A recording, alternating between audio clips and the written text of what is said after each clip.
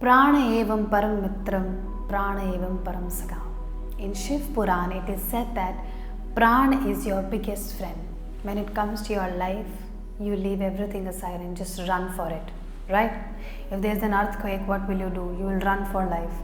If a tiger comes in front of you, you will try to save your life, right?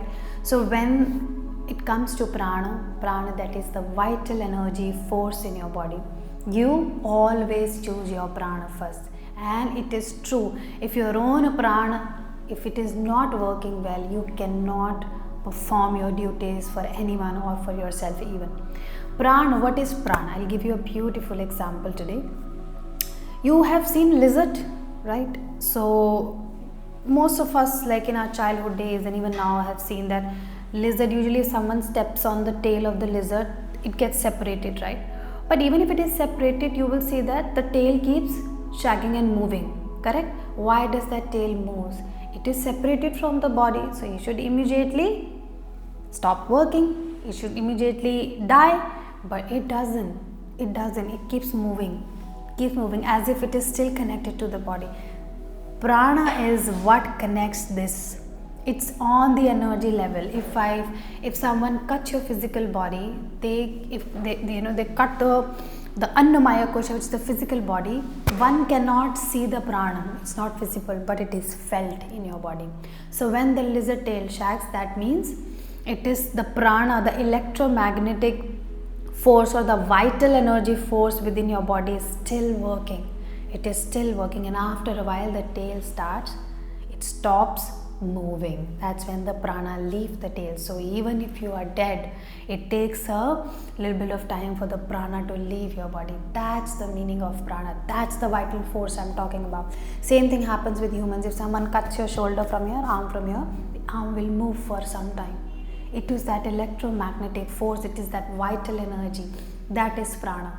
And in regular life, if you're living an unhealthy life, you're living against the nature, you're living in stress and tension all the time, your body loses that pranic energy. That's why your skin starts, you see pigmentation, it deteriorates, your health deteriorates, the organs in your body, they stop working. All of this is because the prana, which is to flow freely in your system, it is either interrupted or there are blockages in it. That is why a conscious practice of pranayama, prana is the vital force, yama means to control or to regulate. So it is important to practice pranayama. When you are breathing, so you must be thinking, but we breathe, if pranayama is breathing, we are breathing all the time, right? Every millisecond of life. Yes, but this you are breathing for your greed. You are breathing because you need the breath. Pranayama is about breathing with your will. You have to sit down and breathe. Sit down and breathe. What does pranayama do? When you consciously breathe, you are consciously taking the prana, which is floating in the air, which is freely available to you outside. You're taking the prana in through the air, through the oxygen, taking it all the way through your nasal cavity, and consciously taking it all the way down to your nadis, which are called energy channels. So when you consciously take the prana from the outside and take it in your body completely, what happens? It releases a lot of those blockages which were created or which came into place for the first time because the flow of the prana either was not reaching to those areas of the body or was interrupted because of lots of stress and unwanted tension in the muscle, sedentary lifestyle, because of the toxins primarily, which could be because of the food and the products we use nowadays. So all of that cut that cord of prana, that flow of prana, and that's when the problems start. You must have heard that by breathing or by doing a lot of breathing practices, your mind becomes calm, you get clarity of thoughts, your lung capacity increases, your blood pressure regulates, heartbeat regulates. Yes, all of these benefits are so to speak gained when you sit down and breathe consciously and not by taking in the breaths that we take with the greed. So pranayama is to sit and breathe. Lastly, In the 8 limbs path of yoga, yam, niyam, asana, pranayama, dhyana, dharana, pratyahara, dharana, dhyana, samadhi, this 8 steps to the moksha. Pranayama comes after asanas. Why?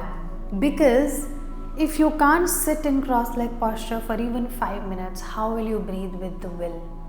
For you to focus on your breath, your body should be capable enough to sit down without any tension in your muscles, or without you wanting to, fold your legs back, or without your back hunching. That's why asana abhyas is very, very important to do even pranayama practices. Asana, twisting and turning and stretching your body, makes your muscle comfortable so you can sit for extended period of time without any discomfort in your physical body and focus only and only on breath. This is pranayama.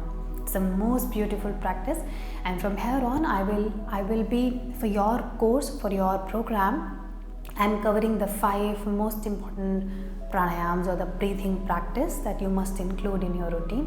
It is very tempting to jump to asana practice, but I am telling you this as a yoga teacher myself, or a yoga instructor myself, and a practitioner, that half of your asana will not happen if you don't practice pranayama. So it is a combination. You have to practice both, come what may. You have to practice both asana and pranayama eventually to gain the best benefit out of it. Your asana will also not happen after the point if your breath is not in control.